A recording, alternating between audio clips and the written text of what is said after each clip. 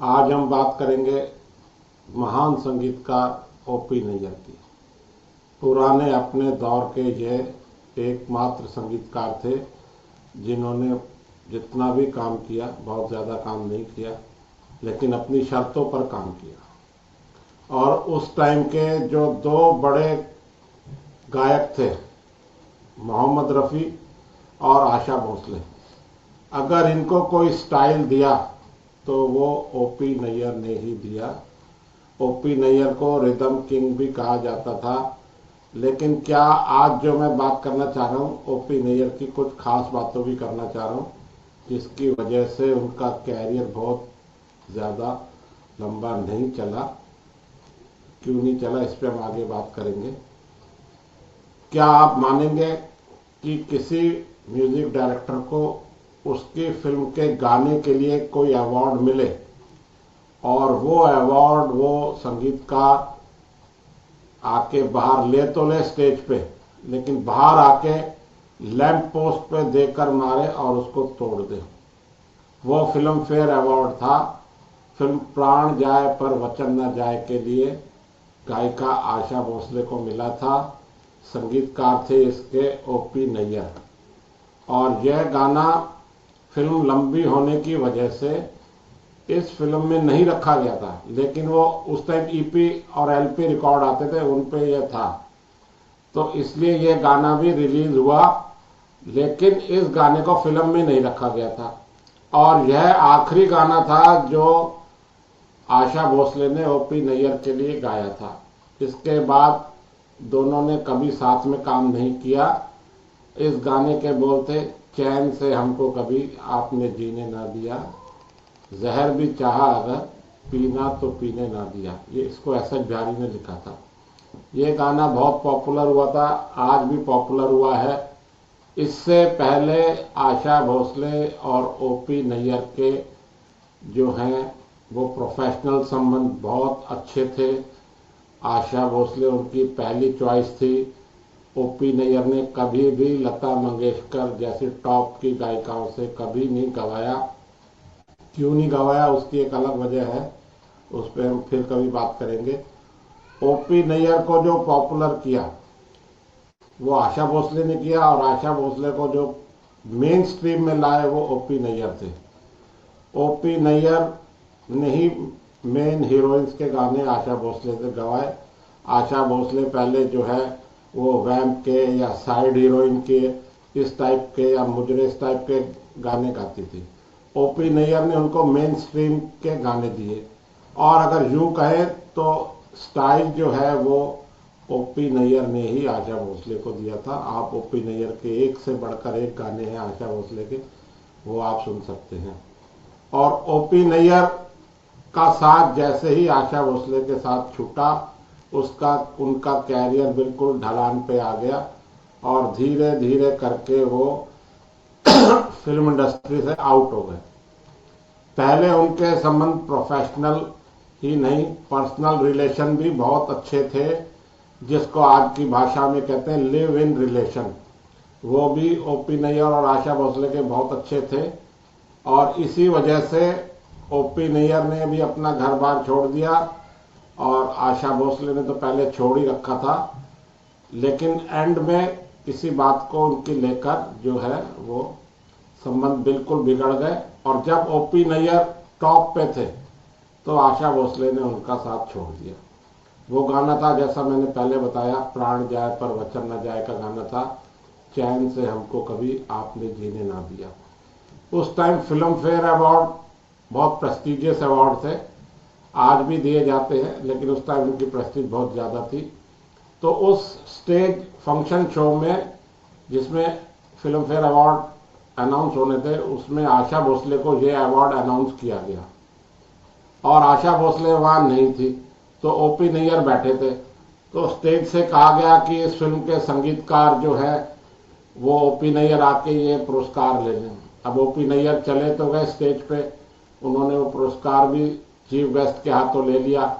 और वो बाद में एस.एस. बिहारी जो इसके गीतकार थे, उनके साथ कार में बैठ के अपने घर जा रहे थे रात को, तो एक जगह कार रोककर उन्होंने वो फिल्म फेयर अवार्ड इतनी जोर से लैंप पोस्ट पर मारा कि वो कास्ट का लोहे का जो है फिल्म फेयर अवार्ड टूट गया और उन्होंने कहा now Asha is out of my life. और फिर वो कभी भी आशा भोसले के साथ उन्होंने काम नहीं किया, जबकि आशा भोसले के लिए उन्होंने अपना घर छोड़ा, सब कुछ छोड़ा, कई फिल्में भी छोड़ी, लता मंगेशकर से भी उनकी नाराजगी रही, लेकिन आशा ने ही उनको छोड़ दिया।